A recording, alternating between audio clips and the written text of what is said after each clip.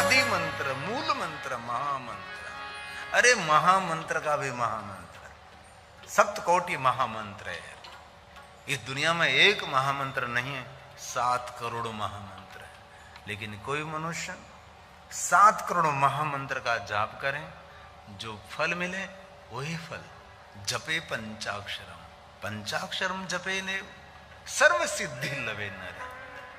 दुनिया की हर सिद्धि देने वाला मंत्र ये पंचाक्षर मंत्र, ओम नमः शिवाय मंत्र है। नमः शिवाय को हम पंचाक्षर कहते हैं। साथ में ओम जोड़ने के बाद इन मंत्र को षडक्षर मंत्र कहा जाता है। हम सभी जानते हैं, कोई भी देव का मंत्र हो, कोई भी देवी का मंत्र हो, लेकिन जहां तक प्रणव का उच्चारण नहीं किया जाता वहां तक ये मंत्र अधूरा रहता है। प्रणवनादि संयुक्तम सदा पंचाक्षरम जपे। प्रणव को जोड़कर निरंतर पंचाक्षर मंत्र का जाप करें। हलता चलता, बैसता, उठता, खाता, पीता, ऊँघता, जागता, घरमा, वनमा, शमशान में, कोई भी अवस्था में जिन अपवित्रता का वर्णन मैं यहां से नहीं कर सकता, ऐसी अपवित्र अवस्था में भी आप पंचाक्षर मंत्र का जाप कर सकते हैं। शिव महापड़ ग्रंथ में पूरा विस्तार है। और कभी अवसर मिले तो माघ मास में, भादो मास में एक वारम मिताशीतु वांग्यतो नियतेन्द्रियम। कितनी सुंदर बात कही। एक समय भोजन करके, भोजन भी मिताशी, थोड़ा भोजन करके, एक वारम मिताशीतु, थोड़ा भोजन करके, वांग्यतो, मौन रहकर, जितेंद्रिय होकर पंचाक्षर मंत्र का 5 लाख मंत्र का अनुष्ठान करें। कभी तो करें, कुछ तो करें। बस सुबह उठा, खाया पिया, काम किया, दोपहर खाया, रात का खाया, सो गया, उठा, भागा। ऐसे ही 50, 60, 70, 80 साल पूरे हो जाते, कुछ भी कोई अनुष्ठान नहीं जीवन में। अनुष्ठान का अर्थ होता है विशेष प्रतिज्ञा। 1 महीने में 5 लाख पंचाक्षर मंत्र का जाप करूंगा, 1 महीने तक मैं मौन रहूंगा। ऐसी बहुत सारी साधना करनी चाहिए। पंचाक्षर जपने शिव महापड़ ग्रंथ का शुरू हो गया। आपके समक्ष में कोई काल्पनिक बातें नहीं कहना चाहता, शास्त्र सम्मत सर्व सिद्धांत निष्पन्नम। कोई काल्पनिक क्यों है? शिव महापड़ में इतना बड़ा खजाना है तो बाहर से कुछ लाने की आवश्यकता भी नहीं है। तो आप सब भगवान महादेव की कथा का श्रवण करते हैं। ये भगवान महर्षि वेदव्यास जी ने गाया है। पंचाक्षर जपेने सर्व सिद्धि लवे नर। इस मनुष्य को दुनिया की सब सिद्धि मिलती है, सर्व सिद्धि। तो सिद्धि का अर्थ क्या है? किसी को फूंक मार के कबूतर बनाना। सिद्धि का अर्थ किसी को फूंक मार के चकली बना देना, चिड़िया बना देना है? उसको सिद्धि कहते हैं। सिद्धि का अर्थ है आगवी बुद्धि, सिद्धि का अर्थ है दिव्य दृष्टि।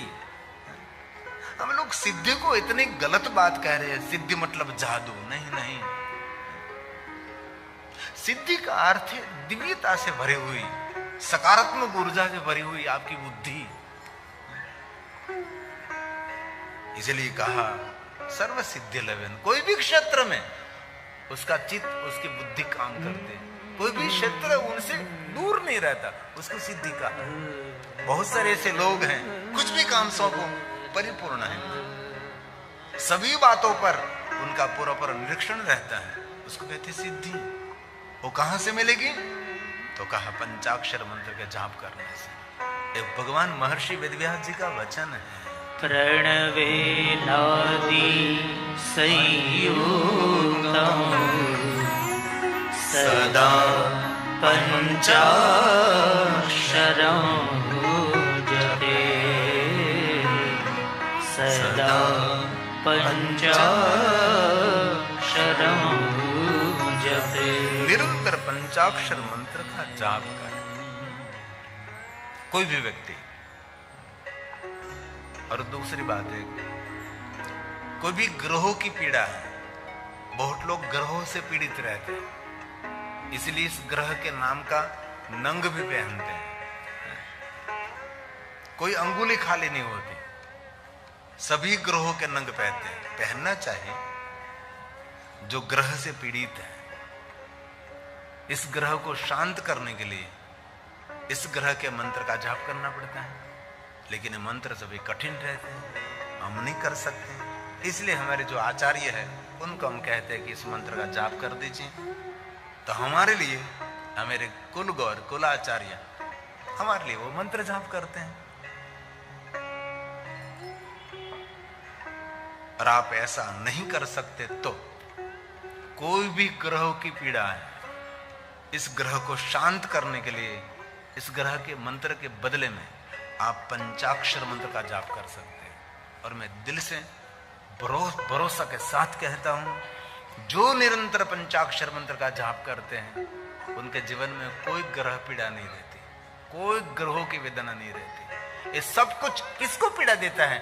जो पंचाक्षर मंत्र से दूर है। भगवान द्वारकाधीश भगवान कृष्ण जी ने उपमन्यु को कहा कि उपमन्यु जी, आज एक वक्ता कह रहे अभिमन्यु को पूछा, अभिमन्यु नहीं, मैं तो उपमन्यु। आज मैं सुन रहा था एक कथा, अभिमन्यु ने, अरे अभिमन्यु नहीं भाई,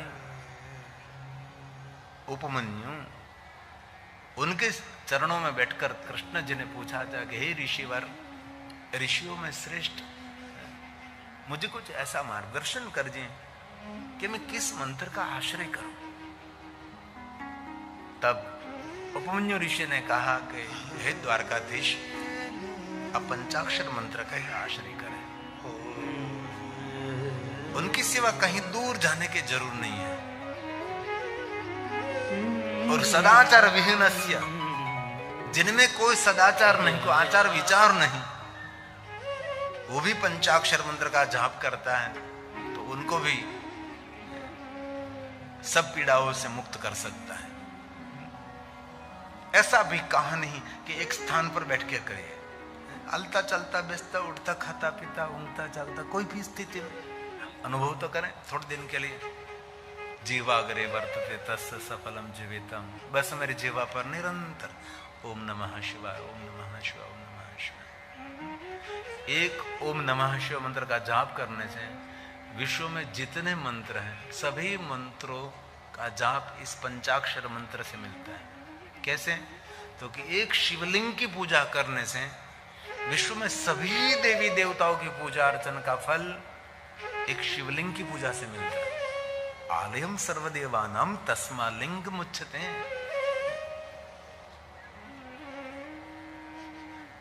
भगवान द्वारकाधीश ने क्या किया?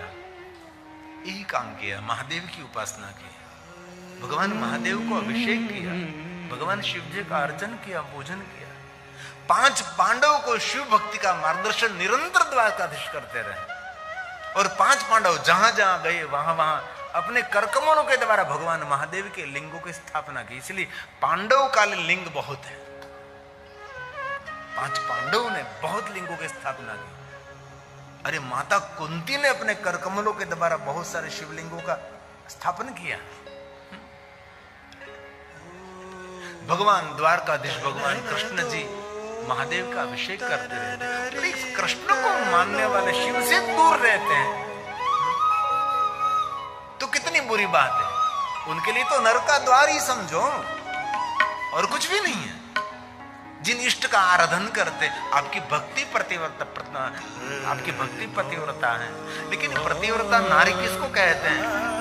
एक का सेवन करे, सबका आदर करे, किसी का अनादर न करे, उसको पतिव्रता भक्ति कहे। और एक बात याद रखना, शिव हमारा सबका आधार है, शिव हमारे सबका मूल है, शिव हमारी जीवन की यात्रा का प्रारंभ है और शिव स्वयं हमारा जीवन है, शिव हमारा श्वास है। द्वारकाधीश भगवान कृष्ण जी ने उपमन्यु को पूछा मुझे कुछ मार्गदर्शन करे, तो और कुछ मार्गदर्शन नहीं किया, इस पंचाक्षर मंत्र का जाप करो। और द्वारकाधीश भगवान कृष्ण जी ने पंचाक्षर मंत्र का जाप करते भगवान महादेव को पा लिया, भगवान शिव का उसने दर्शन किया। शिव महापुराण ग्रंथ में बहुत बहुत सुंदर कथा, कृष्ण की शिव भक्ति का वर्णन है। और कोई भी जीव शिव से दूर रहता है, उससे बड़ा उसका दुर्भाग्य नहीं। भगवान विष्णु जी ने नारद जी को पंचाक्षर मंत्र जाप करने के लिए कहा। यहां भगवान विष्णु कह सकते हैं अन्य कोई मंत्र का जाप करो। घना लोग हमारी पास कोई हारो मंत्र आपो, हारो मंत्र तू हारो थी जानी, कोई हारो मंत्र आपो, एम घना लोग आवे कोई हारो मंत्र आपे। हारो मंत्र तो खबर नहीं क्या गोतवा जाओ। भगवान विष्णु जी ने नारद जी को कहा कि नारद, इस मंत्र का आश्रय करो, यह मंत्र सब कुछ देने वाला है। और मैं श्रद्धा के साथ और बहुत भरोसा के साथ कहता हूं, सभी कामना, सभी मनोकामना पूर्ण करने वाला कोई श्रेष्ठ मंत्र है तो ओम नमः शिवाय मंत्र है। और दिल से कहता हूं, ओम नमः शिवाय मंत्र से कोई बड़ा मंत्र नहीं है और महादेव से बड़ा कोई देव नहीं है। इसीलिए जिनको अपना जीवन मंगलमय करना है, उनको महादेव के चरणों में रहना चाहिए। और कोई मंत्र को आश्रय करे ना करे, लेकिन इस मंत्र को निरंतर जपते रहो।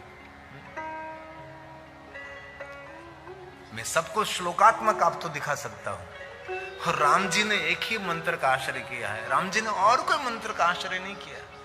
भगवान प्रभु राम ने निरंतर ओम नमः शिवाय मंत्र का जाप किया है। ये मंत्र हमारा सबका मंगल करने वाला है। ब्रह्मा जी के मन में एक बार संशय हुआ कि इतने बड़े बड़े कठिन कठिन श्रेष्ठ श्रेष्ठ मंत्र, इतने महामंत्र हैं, और इतने 6 अक्षरों वाला मंत्र इस बड़े बड़े मंत्रों की बराबरी कैसे कर सकता है। कोई 7 करोड़ महामंत्र का जाप करे और जो पुण्य मिले वही पुण्य एक पंचाक्षर मंत्र ओम नमः शिवाय मंत्र का जाप करने से मिलता है। ब्रह्मा जी ने तुलन विधि की। गुजराती में कहो तो ब्रह्मा जी तराजवा लेने भेजा। ये तराजवा लगभग कुंडला न जाता अपना, कुंडला में पहला हमारे कांटा बो बनता, हजी तो क्या बने छे पण हवे तो इलेक्ट्रॉनिक्स कांटा આવી ગયા। पहले तो जहां देखो यहाँ कांटा ज बने, गमे ત્યાં તમે જાઓ ઓળખાણ અમારે સાવરકુંડલાનો કાંટો બધે વાગે। બોલો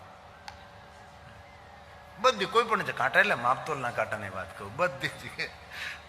હવે જો કે ઓછું થઈ ગયો હતો, બાકી એ જ ઉદ્યોગ અમારો હતો સાવરકુંડલાનો। વખાણાય પાછો કે અમારો આ તમારા ગામનો કાંટો છે, તમારા ગામનો કાંટો છે। એકવાર ચૂંટણી હતી જંગલમાં, તે જંગલના બધા વૃક્ષો હતા, એને મત આપવાનો હતો। એટલે એ ઊભો રહેલો કુવાડો હતો। બધા વૃક્ષોએ નક્કી કર્યું કે આપણે કુવાડાને મત આપવો છે। એક વૃક્ષે કહ્યું કે કુવાડો તો આપણને કાપવાનું કામ કરે છે। ત્યારે 2-3 જણા એમ કહ્યું કે કુવાડો ભલે કાપવાનું કામ કરે પણ એની સાથે જે હાથો છે ને આપણા સમાજનો છે, એને મત આપો। અને સમાજમાં અત્યારે આવું જ ચાલી રહ્યું છે। સમાજમાં આ રીતે સમાજનું પતન થઈ રહ્યું છે। તો બ્રહ્માજીએ તુલન વિધિ કરી, એક છાબડાની અંદર 7 કરોડ મહામંત્રનું પુણ્ય રાખ્યું છે અને બીજા છાબડાની અંદર પંચાક્ષર મંત્રના જાપ કરવાનું પુણ્ય રાખ્યું છે। બ્રહ્માજીએ તુલન વિધિ કરી તો સમાન નીકળ્યું। ત્યારે બ્રહ્માજીએ કહ્યું કે એટલા કઠિન કઠિન મંત્રોનો જાપ કરવો। અને બ્રહ્માજીએ નિર્ણય લઈ લીધો કે આપણે પંચાક્ષર મંત્રનો જાપ કરીએ। સ્વયં બ્રહ્માજી પંચાક્ષર મંત્રનો જાપ કરવા લાગે। શિવ મહાપુરાણ ગ્રંથમાં તેનું ચરિત્ર છે। ભગવાન વિષ્ણુ, ઇન્દ્ર, वरुण, कुबेर सब पंचाक्षर पंचाक्षर। इसलिए बहुत कठिन कठिन मंत्र हम सभी नहीं बोल सकते हैं, हमारे लिए सरल है, ये मंगल है। और हमारी गुजराती भाई बहनों तो गाते हैं 6 मंत्र मांग मंगल कार्य। एकदम सीधी ज बात, दूर जाने की कोई जरूर भी नहीं। इतने कठिन कठिन श्लोक गायन करके आपको समझाने की कोई जरूर नहीं है। एक छोटी बात, मंत्र महामंगलकारी ओम नमः शिवाय ओम नमः शिवाय। मंत्र महामंगलकारी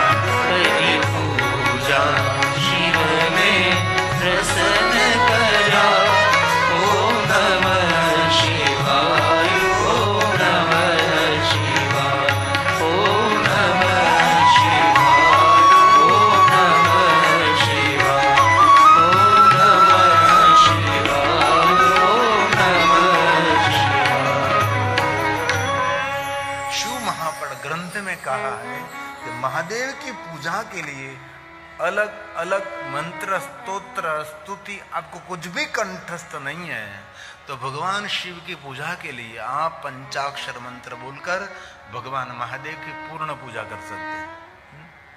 कभी भगवान महादेव को बिलोपत्र आप चढ़ा रहे हैं तो जरूर त्रिदलम त्रिगुणाकारम त्रिनेत्रम च जरूर बोलना चाहिए, लेकिन आपको कंठस्थ नहीं है तो शिव महापड़ ग्रंथ में कहा, जो मनुष्य बिल्वपत्रों की पूजा पंचाक्षर मंत्रों से करता है तो उसका पुण्य अधिक मिलता है। ये मेरे पास श्लोक है। भगवान महादेव का पूजन, ये तो विद्वान जो पढ़े लिखे हैं, जिन्होंने पाठशाला में अभ्यास किया है, वो लोग बोल सकते हैं, हम थोड़ी बोल सकते सभी मंत्र। इसलिए शिव महापड़ ग्रंथ में कह दिया पंचाक्षर मंत्र, तो कोई भी भगवान महादेव की पूजा, इसमें कहा पंचाक्षर मंत्र तो महामंत्र છે, સર્વ મંત્રોમાં શિરોમણી છે, તેનાથી પૂજાયેલા શંભુ ભોગ અને મોક્ષ અને મુક્તિ આપે છે। કેટલી સુંદર વાત છે। પંચાક્ષરો મહામંત્રમ સર્વ મંત્ર શિરોમણી તેન સંપૂજિતમ શંભોર ભોક્તિ मुक्ति प्रयच्छति। कितनी सुंदर बात है। इसलिए बहुत सारे शिव भक्तों को हमने देखा है, महादेव का पूजन करते हैं तब और कोई मंत्रों का आश्रय नहीं लेते। ओम नमः शिवाय, ओम नमः शिवाय। भगवान शिव जी को जल चढ़ाते हैं तो भी ओम नमः शिवाय, ओम नमः शिवाय। भगवान शिव जी को चंदन चढ़ाते हैं, सिर्फ ओम नमः शिवाय। भगवान शिव जी का श्रृंगार करते, पुष्प चढ़ाते हैं, पत्र चढ़ाते हैं, ओम नमः शिवाय मंत्र से सब कुछ। इसमें कहा है, इस मनुष्य को जो पंचाक्षर मंत्र का जाप करते, उनकी कभी अकाल मृत्यु नहीं होती। अकाल मृत्यु, जिनके जीवा पर निरंतर मंत्र स्थापित है और कुछ भी नहीं।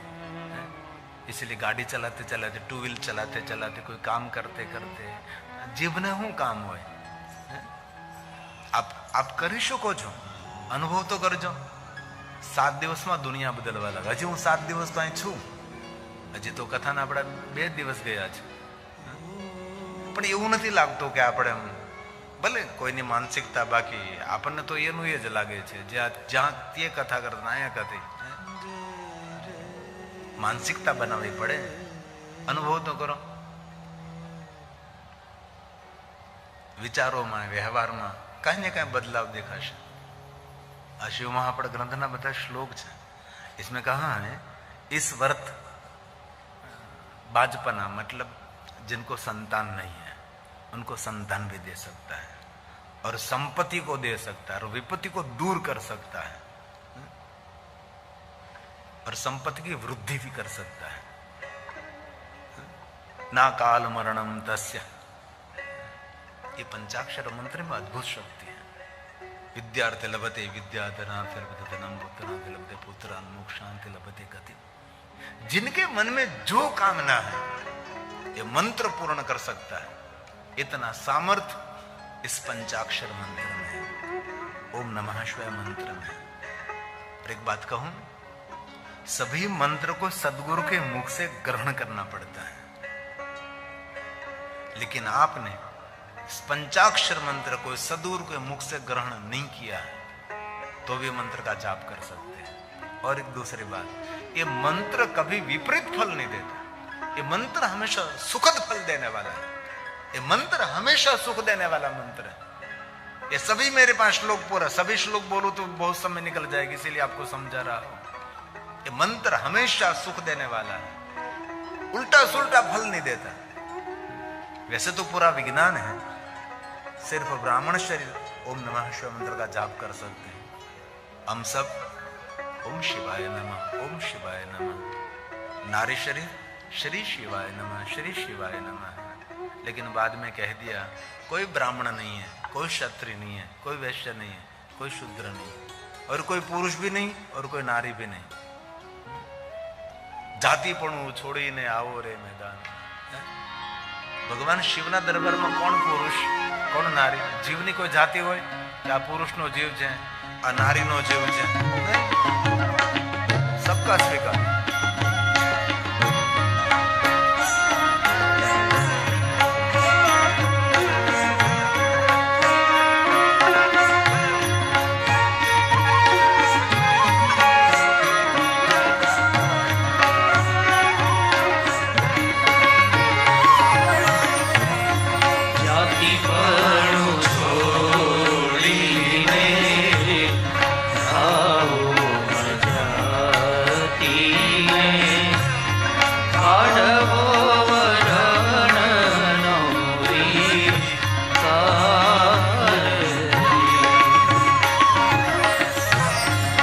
જાતિ પરનું છોડી લે આવો જાતિને કાઢવો મરણનો વિકાર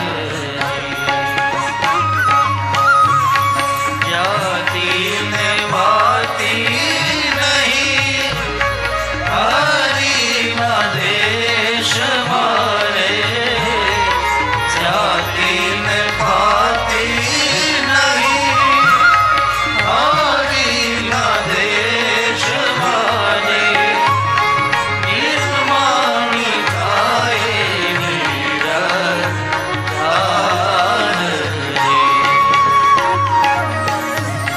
જાતિ પરનું છોડી લે આવો જાતિને કાઢવો રણનો વિકાર કાઢવો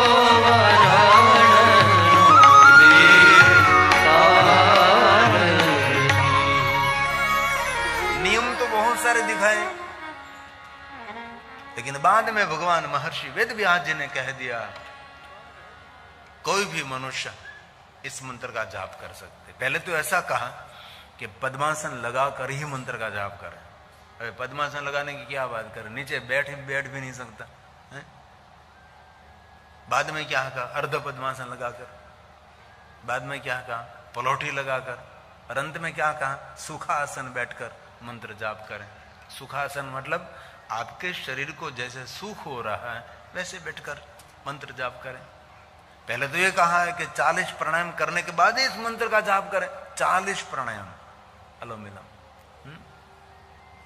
एक है दिया, और कहा कि इतना न हो सके तो कम से कम 12 प्राणायाम करें, ये न हो सके तो कम से कम 11 प्राणायाम करें, और अंत तक कह दिया 3 प्राणायाम करें, ये करें। क्योंकि कोई भी मंत्र जाप करने से पहले आप प्राणायाम करोगे तो आपका मन शांत हो जाएगा। ये बहुत बड़ा विज्ञान है, इसलिए बहुत सारे भाई बहनों व्यायाम प्राणायाम करते हैं और करना भी चाहिए। शरीर के लिए आप समय नहीं निकाल रहे तो आप जैसे कोई नादान, कोई बुद्धिहीन नहीं है।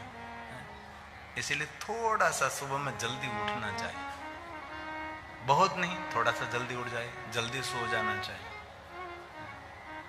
और हम तो 10 साढ़े 10 बजे सो जाते हैं,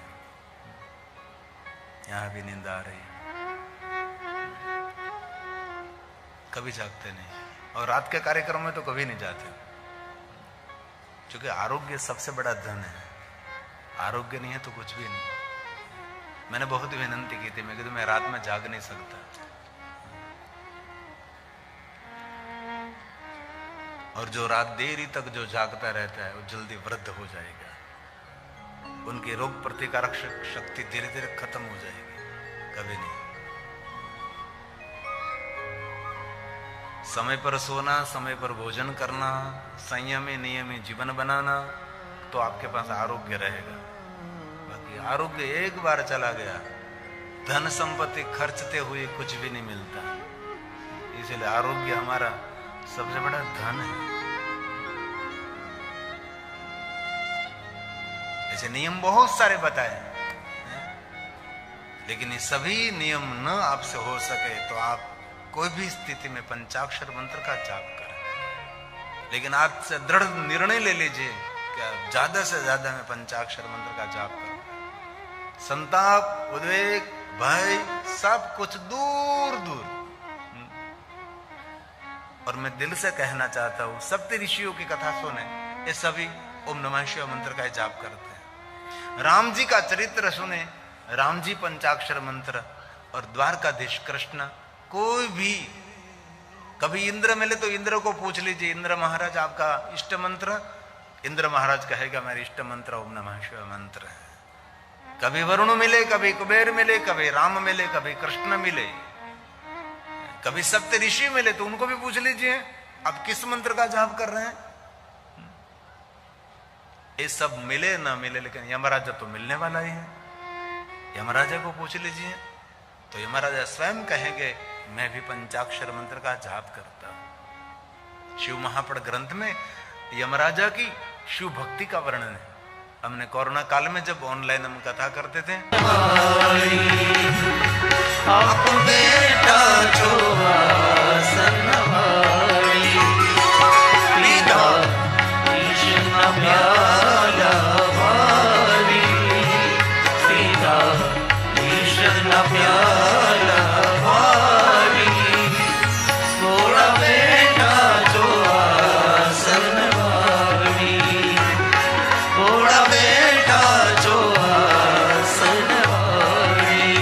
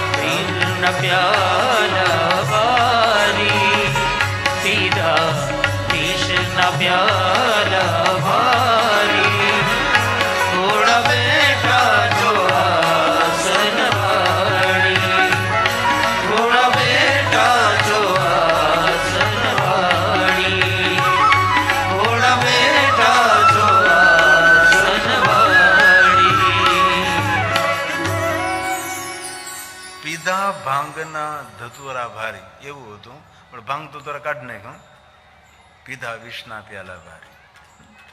આપણે તો કેટલા વર્ષોથી ગાઈએ, ભાંગ કઈ રોટલી ધતુરાનું શાક ને, હજી પણ લોકો ગાય છે એવું જ ને, ભાંગ કઈ રોટલી. ભાંગ કેરા રોટલા ને ધતુરાનું શાક, ભાંગ કેરા. આમાંથી કોઈ બહેનો બનાવતા આવડે તો એક દિવસ આપણે પાર્ટી રાખીએ. જેને કુકિંગ ક્લાસ કર્યા હોય, લગભગ કોઈ બેન એવી નહીં મળે કે ભાંગના રોટલા બનાવે અને ધતુરાનું શાક બનાવે. કેવા ગપગોળા આપણે વાળ્યા છે. શિવજી માટે આવું આપણે કહી શકીએ. ભાંગ કેરા રોટલા ને ધતુરાનું શાક, ભાંગ કેરા રોટલા ને ધતુરાનું શાક. તીરસે મૈયા પાર્વતી જમે ભોળાનાથ, યગડ બમ ડા ભાગે ડમરૂ નાચે સદા શિવ આગે ભૈરવ, નાચે સદા શિવ આગે. પાર્વતી મહાદેવને પીરસે અને જમે ભોળાનાથ. આમાં કોઈ પણ બહેનોને પૂછી જો, તમે તમારા પતિને તમાકુ ચોળીને આપો છો? લે ખા લગાડ. નહીં. તમે તમારા પતિને માવો ચોળીને આપો છો? નહીં. એક સામાન્ય સંસારની નારી જો પોતાના પતિને માદક દ્રવ્યનું સેવન કરવા ન દેતી હોય તો સ્વયં જગદંબા ભગવાન સ્વયં શિવજીને આવું બધું જમાડે? આપણે કઈ વિચાર્યું જ નહીં, ગાય જ રાખે. અને બહેનોનો એક રુજુ સ્વભાવ હોય છે, કોઈ પણ બહેનને પોતાનો પતિ વ્યસન કરતો હોય એ બહેનોને ગમે નહીં. પછી એની મજબૂરી છે, પછી પડી રહે. કરે હું, તારા પનારા પડ્યા છે. કોઈ પણ બહેનોને પોતાનો પતિ વ્યસની હોય એ ન ગમે, પણ કરે તો શું કરે? ક્યારેક કકળાટ કરે, ક્યારેક કાંઈ ન કાંઈ બોલે. અને ક્યારેક આપણને પણ શરમ આવી જોઈએ કે માવો તમાકુ ખાય ને આપણે આપણા દાંત કેટલા ગંદા કરી દીધા છે, બોખલી કેટલી ગંદી લાગે છે. ભગવાન કેવા ચાંદી જેવા દાંત આપ્યા હતા, ખાય કેટલું ગંદુ કરી દીધું. મહાદેવના ભક્તોના લક્ષણમાં એ પણ એક લક્ષણ છે કે મહાદેવના ભક્તો માદક દ્રવ્યનું સેવન ન કરે. સ્વયં શિવજીએ કીધું કે મારા ભક્તો માદક દ્રવ્યનું સેવન ન કરે. માદક મતલબ જે ખાવાથી નશો થાય, જે ખાવાથી માદકતા આવે. પછી ભાંગ વાવી ભોળાનાથે નિંદે છે ગણેશ, દાંતરડી ઉપડ્યો ગણેશ. પાર્વતીજી પાણી વાળે છૂટા મેલી કેશ. હવે પાવડો લઈને ખેતરમાં પાણી વાળતા હોય ને વાળ છૂટા હોય તો પાણી વાળવા ફાવે ખરું? અમારી બહેનો ઘરમાં કામ કરતી હોય તો પોતાના વાળને બાંધી દે. ઝંડા ઊંચા રહે અમારા. વાળ છૂટા મૂકીને ઘરનું કામ ન કરી શકો તમે, વાળને બાંધવા જ પડે તો જ કામ કરી લાગ્યા. હવે ઘરનું કામ કરવા માટે વાળને બાંધવા પડતા હોય તો પછી ખેતરમાં પાણી વાળે પાર્વતી તો હું કે વાળ છૂટા મૂકીને પાણી વાળી શકે? ગાય ને ગમની સાંભળે ને સમજણની. भगवान शिव की दुनिया सबसे अलग, सबसे न्यारी है. भगवान विष्णु जी ने कहा, नारद आपके बाल में भस्म का त्रिपुंड करो, आपका मन शांत हो जाएगा. इसलिए कभी अवसर मिले तो बाल में भस्म का त्रिपुंड करो, कुछ अनुभूति होगी. कल करना, सुबह में जल्दी स्नान करके उठने के बाद इतना सुंदर भस्म का त्रिपुंड. आपका चित्त, आपका मन शिव जी को अर्पण करना नहीं पड़ेगा, वैसे ही शिव जी को अर्पण हो जाएगा. एक बहुत बड़ा विज्ञान है. और भगवान विष्णु जी ने तीसरी बात कही, नारद पहली बात पंचाक्षर मंत्र का जाप करो, दूसरी बात बाल में भस्म का त्रिपुंड करो, अब तीसरी बात सर्वांगेषु प्रयत्नेन रुद्राक्ष शिववल्लभा. महादेव को बहुत प्रिय है रुद्राक्ष. रुद्राक्ष तो भगवान शिव जी को प्रिय है, लेकिन रुद्राक्ष पहनने वाला बहुत प्रिय है। जो रुद्राक्ष पहनता है ये महादेव को बहुत प्रिय लगता है। इसलिए 24 घंटे रुद्राक्ष पहनना चाहिए, निरंतर रुद्राक्ष पहनना, सदैव रुद्राक्ष धार्य शिवाज्ञा 24 कलाक पहन सकते आप। और कोई भी देवी देवता का मंत्र रुद्राक्ष की माला से कर सकते हैं, ऐसे कोई संकुचितता नहीं। महादेव का मंत्र तो ही रुद्राक्ष की माला से, नहीं, पूरा माला शास्त्र है। एक बार मैं कोई संत की कथा श्रवण कर रहा था, कोई संप्रदाय का संत था, वो माला शास्त्र पर बोल रहा था, तो मुझे रस पड़ा, क्योंकि माला शास्त्र मैंने पूरा पढ़ा है। तो बोल रहा था, और पहले उनने काष्ठ की माला की महिमा दिखाई, बाद में चंदन की माला की महिमा कही, बाद में तुलसी की माला की महिमा कही, और स्फटिक की माला, धातु माला, बहुत सारी मालाओं की महिमा कही। और बाद में उसने कह दिया माला में उत्तम कोई माला है तो तुलसी की माला, तुलसी से बड़ी कोई दुनिया में माला नहीं है। लेकिन वो रुद्राक्ष तक नहीं पहुंचा। कितनी संकुचितता। उसको कहना चाहिए मालाओं में कोई राजा माला, और मालामाल करने वाली कोई माला है तो रुद्राक्ष की माला है, उससे ऊपर कोई भी माला नहीं। सभी मालाओं में राजा है, श्रेष्ठ है। मेरे पास सभी श्लोक हैं। कोई भी मंत्र कोई सामान्य माला से जाप करो तो समान फल दे सकता है, लेकिन वही मंत्र रुद्राक्ष की माला से जाप करो तो इसमें कहा है ये मंत्र कोटि गुना फल देता है। रुद्राक्षेण जपेन मंत्र पुण्य कोटि गुणम भवे। रुद्राक्षेण जपे मंत्र, कोई भी मंत्र, ऐसा नहीं कि ओम नमः शिवाय, कोई भी मंत्र, दुनिया का कोई भी मंत्र रुद्राक्ष की माला से करने से मंत्र कोटि गुना फल देता है। ये शिव महापुराण ग्रंथ के बहुत सारे श्लोक हैं, कोई भी बात का मैं प्रमाण दे सकता हूँ श्लोकात्मक। रुद्राक्षेण जपे मंत्र पुण्यं कोटि गुणं लभे। दूसरी बात, एक रुद्राक्ष की माला पहनो, दूसरी रुद्राक्ष की माला से जाप करो तो 10 कोटि गुणं पुण्यं धारणा लभते नरः, धारणा लभते नरः। इसलिए एक रुद्राक्ष की माला पहने, दूसरी रुद्राक्ष की माला से जाप करें। जो जाप करते हैं वो पहनने नहीं चाहिए, जो पहनते हैं उनसे जाप नहीं करना चाहिए। दूसरों को माला कभी देनी ना चाहिए, दूसरे की माला कभी लेना है। माला हमारी स्वतंत्र होनी चाहिए। माला, मंत्र और आसन आपका स्वतंत्र होना चाहिए। साधना के लिए बहुत सारी सामग्री साथ में रखने की कोई जरूर नहीं है। साधना के लिए बस एक मंत्र हो जो गुरु महाराज ने दिया है, एक माला हो और एक छोटा सा सुंदर पतला सा आसन होगी साधना परंपरा शुरू आपकी। बहुत कुछ करने की आवश्यकता है। इसलिए हर कोई मनुष्य रुद्राक्ष पहन सकता है। और ऐसा भी नहीं कहा है कि सिर्फ शिव भक्त ही रुद्राक्ष पहने। शिव भक्त, वैष्णव भक्त और शक्ति भक्त, हमारी 3 परंपरा है। वैष्णव उपासक, शिव उपासक और एक शक्ति उपासक, तीनों को रुद्राक्ष के बारे में कहा है। सुनिए जरा। रुद्राक्षेण बिभ्रूया नित्यं, शिव महापुराण ग्रंथ का श्लोक है। कोई कहता है ना हम तो वैष्णव है, हम रुद्राक्ष नहीं पहनते, तो मूर्ख है। इसलिए शिव महापुराण ग्रंथ में सभी श्लोक में पकड़ कर इतना मैं लिखता रहता, दिन रात लिखता रहता हूं। मैं और कुछ काम नहीं करता। 3 घंटे 4 घंटे कथा कर ली, बाद में संशोधन शुरू। इसीलिए तीनों का वर्णन किया है। रुद्राक्षं बिभ्रूया नित्यं, कौन? शैवं शाक्तोऽथ वैष्णवः।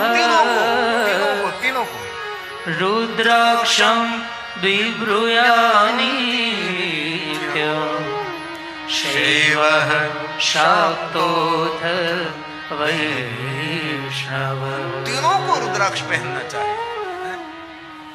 इसलिए सदैव 24 घंटे रुद्राक्ष पहने। रुद्राक्ष पहनने से रम रुद्र रोगनाशाय धनवंतरी रुद्र, मन और तन के रोग में से मुक्त करने के लिए श्रेष्ठ कोई औषधि है रुद्राक्ष। इसलिए बहुत दिल से कहता हूं, आप 24 घंटे सदैव रुद्राक्ष धारिया। जिन अपवित्रता का वर्णन यहां से मैं नहीं कर सकता, ऐसी अपवित्र अवस्था में आप रुद्राक्ष पहन सकते हैं। बहुत सारे शब्दों की मर्यादा रहते हैं, तो इस अपवित्र अवस्था में भी रुद्राक्ष पहन सकते हैं आप। हमारे सागरकुंडला में निर्दोषानंद स्वामी, उसने तो रुद्राक्ष पर पूरी बुक लिखी है। उसने तो बहुत कुछ अंदर कहा है। ऐसे शिव महापड़ ग्रंथ में रुद्राक्ष की बहुत बड़ी महिमा है। भगवान विष्णु जी ने नारद जी को रुद्राक्ष पहनने के लिए कहा। क्यों? मानसिकता ठीक करने के लिए। क्योंकि नारद जी विचलित हो गए थे। क्यों विचलित? क्योंकि नारद जी ने श्राप दिया, नारद जी ने क्रोध किया। क्रोध और दूसरों को श्राप देने से मानव की मानसिकता स्थिर नहीं रहती, विचलित हो जाती है। कभी हम भी क्रोध करते घर में तो थोड़ी देर के लिए विचलित हो जाते हैं ना। क्रोध करने के बाद आपकी विचार, आपकी विचारधारा, व्यवहार सब कुछ डिस्टर्ब हो जाता है। इसलिए भगवान विष्णु जी ने नारद जी को 3 बात बताई।